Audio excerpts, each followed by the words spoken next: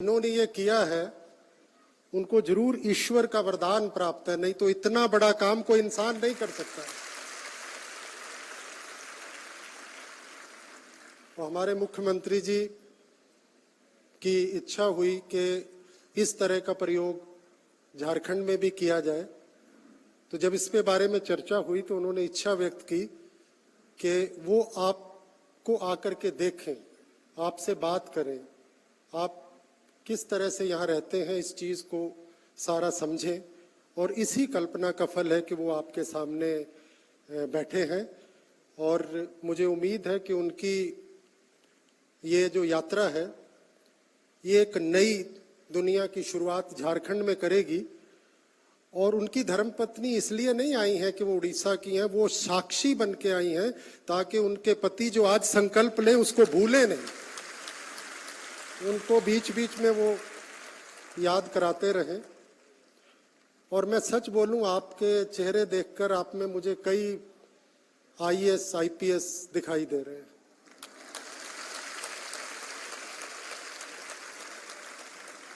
और कोई बड़ी बात नहीं होगी, आप में से कोई 4-5 साल बाद हंटर वाली बन करके एज सुपरिटेंडेंट ऑफ पुलिस कहीं डंडा चला रही हो, और आप में से कोई लड़का कहीं का कलेक्टर बन करके अपने जिले के आदिवासी बच्चों का कल्याण कर रहा हो। और जिस दिन वो हुआ उसी दिन अच्युतानंद जी का सपना सफल होगा।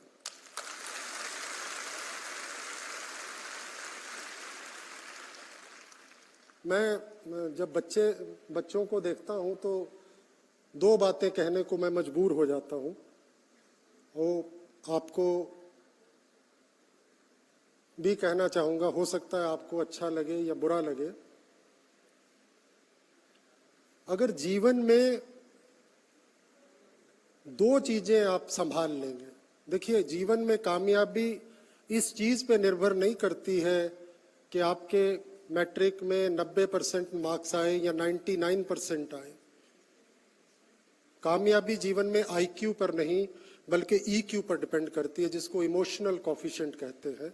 और वो इमोशनल कॉफिशिएंट क्या है कि जीवन की सिचुएशंस को आप कैसे हैंडल करते हैं। अगर दो चीजों को आप हैंडल कर लें तो कामयाबी हमेशा आपके साथ रहेगी। एक है अपमान। अपमान समझते हो, इंसल्ट कहते हैं। अगर आपकी दोस्तों के सामने किसी ने, दोस्त ने, मित्र ने, प्रोफेसर ने इंसल्ट कर ली तो पंखे पे नहीं झूलना है, गाना लगा करके डांस करना है। और दूसरा है डिनायल। आपको कोई चीज नहीं दे तो पंखे पे नहीं झूलना है लेकिन गाना लगा करके डांस करना।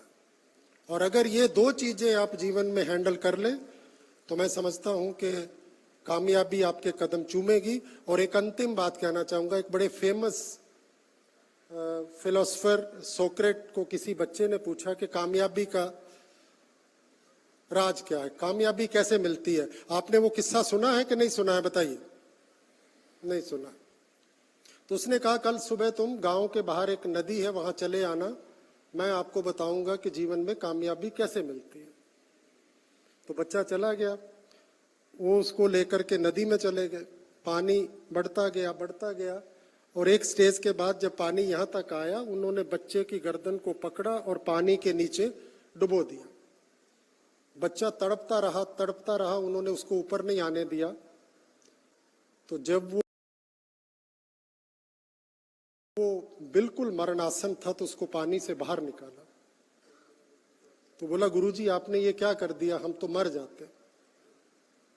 बोले बच्चा ये बताओ जब तुम पानी के नीचे थे तो तुम्हारे अंदर क्या इच्छा थी। बोले बस एक ही इच्छा थी कि ऑक्सीजन मिल जाए।